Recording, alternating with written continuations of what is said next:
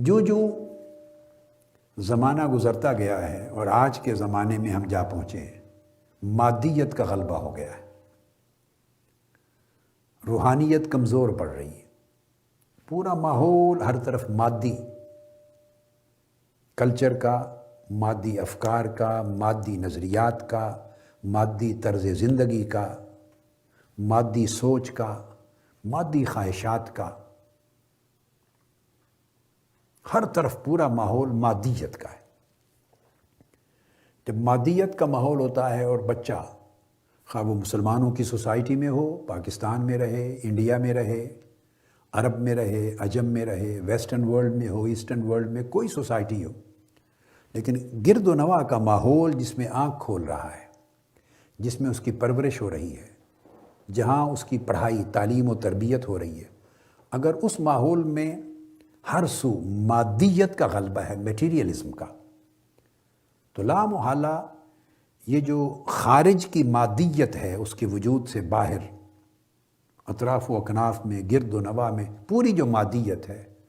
وہ اس کی شخصیت کے باطنی اور اندرونی تمام پہلوؤں پر بھی اثر انداز ہوتی ہے۔ یہ میں اپنے بیٹوں اور بیٹیوں کو نکتہ سمجھا رہا ہوں کہ یہ لا مذہبیت، مذہب کے وجود کا انکار، مذہب کی ضرورت کا انکار، مذہب کی حاجت مندی کا انکار، پھر وجود باری تعالیٰ کا انکار، یہ لا مذہبیت کہ مذہب کوئی نہیں ہے، مذہب کی کوئی ضرورت نہیں، ہم اب مذہب کے محتاج نہیں رہے، یہ پورا فکر لا مذہبیت کا فکر ہے۔ یہ کیسے آتا ہے؟ تو میں نے عرض کیا کہ سوسائٹی اور گرد و نواح کا ماحول، زمانہ، T V culture, T V کے حالات،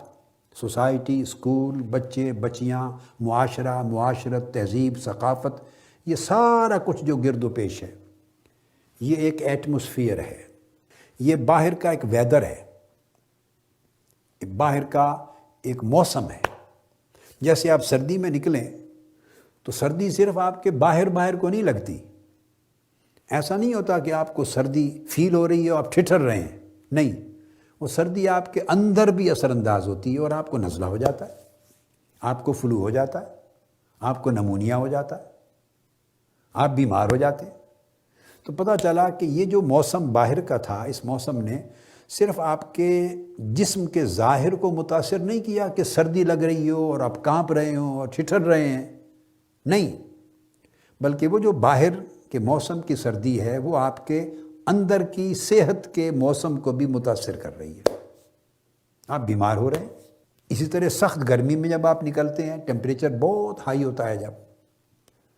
45 50 کے قریب چلا جاتا ہے، اور دھوپ میں جب آپ نکلتے ہیں تو ایسا نہیں ہوتا کہ صرف وہ دھوپ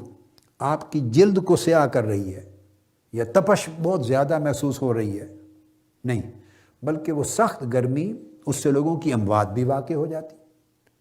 تو اموات خالی اس دھوپ کا اثر اگر جلد تک ہو، آپ کے ظاہر تک ہو، تو اس سے تو موت نہیں ہونے لگی، اس نے تو اثر آپ کے برین پر کیا ہے، ہیٹ سٹروک ہو گیا ہے، سن سٹروک ہو گیا ہے، دھوپ کی شدت نے اور اثرات آپ کی صحت پہ ڈالے ہیں، تو موت واقع ہو گئی، بیمار ہو گئے۔ تو اس کا مطلب یہ ہے کہ سردی ہو یا گرمی، اس کے اثرات جسم کے صرف ظاہری پہلو پر یعنی جلد پر نہیں ہوتے، بلکہ جسم کے اندر باطن پر، اندر صحت پر، ہر چیز پر مترتب ہوتے ہیں۔ اسی طرح ماحول کے اثرات ایسا نہیں ہے کہ آپ آنکھوں سے دیکھ رہے ہیں اور کانوں سے سن رہے ہیں اور ہاتھوں سے محسوس کر رہے ہیں، نہیں، جو کچھ آپ محسوس کرتے ہیں، دیکھتے ہیں، سنتے ہیں، وہ رفتہ رفتہ آپ کی شخصیت کے باطنی گوشوں پر اثر انداز ہوتا چلا جاتا ہے۔ طویل عرصے تک قطرہ قطرہ کر کے پانی کا ٹپکتا رہے پتھر پر، تو وہاں بھی تھوڑی سی گہرائی ہو جاتی ہے، ہوا کی جو نمی ہے، نمی وہ چونکہ موجود رہتی ہے، ہم کو نظر تو نہیں آتی نا اس طرح اور محسوس نہیں ہوتی، مگر آپ لوہے کو باہر رکھ دیں تو اس پہ زنگ چڑھ جاتا ہے۔ وہ زنگ کہاں سے آ گیا؟ وہ ہوا کے اندر موجود جو پانی ہے، جو ہمیں محسوس نہیں ہوتا، وہ اس غیر محسوس اور غیر مرئی پانی نے، انویزیبل پانی نے، وہ رفتہ رفتہ اس پہ زنگ چڑھا دیا۔ اسی طرح ہوا میں ڈسٹ ہے، گرد ہے، آپ اپنے کپڑے رکھ دیں، فرنیچر رکھ دیں، یا آپ اپنے دیکھتے ہیں کئی دن اگر ڈسٹنگ نہ ہو تو ٹیبل پڑا ہو یا چیئرز پڑی ہوں یا آپ کی کھڑکیاں ہوں یا کاؤنٹر ہو کچن کا، کوئی چیز لے لیں تو اس کے اوپر گرد آ جاتی ہے. آپ جب انگلی یا ہاتھ پھیریں گے تو گرد کے ساتھ نشان بن جائے گا. اب دیکھنے میں آپ ننگی آنکھ سے جب دیکھتے، میں یہ سمجھا رہا ہوں نکتہ اپنے بیٹوں کے لیے، بیٹیوں کے لیے، کہ یہ کس طرح اثرات آئے ہیں لا مذہبیت کے، کیسے ہوتے ہیں. تو وہ پھر گرد کی آپ کو فیل ہوتا ہے جب آپ ہاتھ لگاتے ہیں تو پتہ چل جاتا ہے، ورنہ ننگی آنکھ سے جب دیکھتے ہیں تو آپ کو گرد نظر نہیں آتی. اس طرح یہ چند مثالیں کافی ہیں بات سمجھنے کے لیے کہ بہت سی چیزیں نظر نہیں آتی مگر وہ اپنا اثر کر رہی ہیں. آپ روزمرہ کی زندگی میں اس کا جائزہ لیتے ہیں.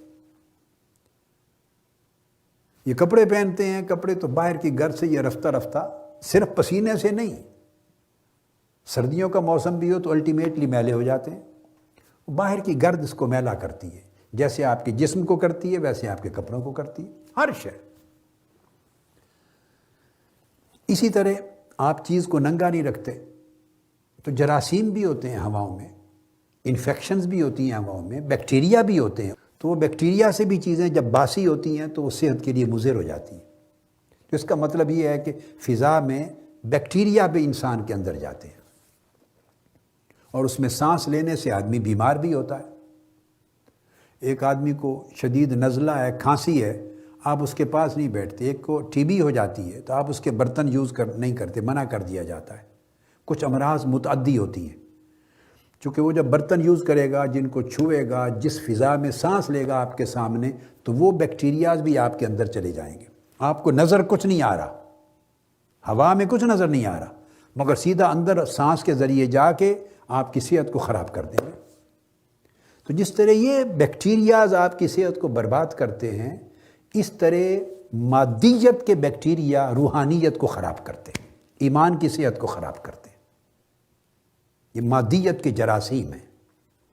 ایمان کی صحت کو متاثر کرتے ہیں. لہٰذا ایمان کی حفاظت کے لیے ماحول میں بھی بہتری لانی چاہیے، اور یہ والدین کی بنیادی ذمہ داری ہے کہ بچپن سے بچوں کو اگر اسکول میں، سوسائٹی میں بدقسمتی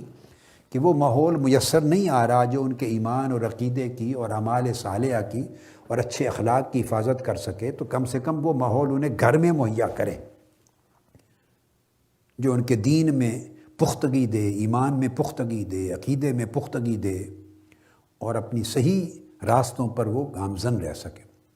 مگر بدقسمتی کہ وہ ماحول نہ گھر سے ملتا ہے، نہ اسکول سے ملتا ہے، نہ سوسائٹی سے ملتا ہے، نہ دوستوں کی سنگت و صحبت سے ملتا ہے، نہ ٹی وی چینل سے ملتا. ہر چیز ایمان کے، روحانیت کے، اخلاق کے اعلیٰ قدروں کے خلاف مل رہی ہے. جو کچھ مل رہی ہے ہم نے اس کو طرح طرح کے نام دے دیے. میں اس پر کمنٹ نہیں کر رہا، میں خالی ایمانی، روحانی، اعتقادی حوالے سے بات کر رہا ہوں. اب یہ اس کے اثرات ہیں جس کا نتیجہ یہ ہوا ہے کہ نوجوان نسل کثرت کے ساتھ لا مذہبیت سے متاثر ہو رہی.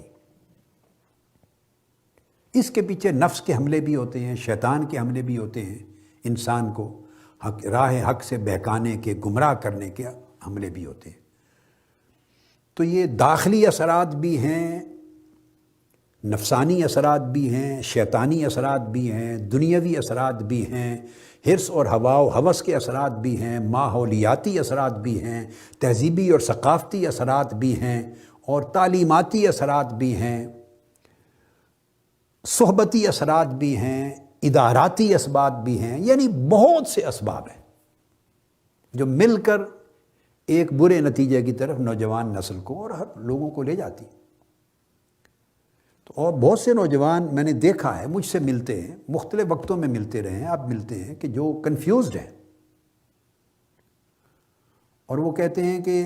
ہم خدا کو کیوں مانیں؟ کیا خدا کا وجود ہے؟ کیا دلیل ہے اس کی؟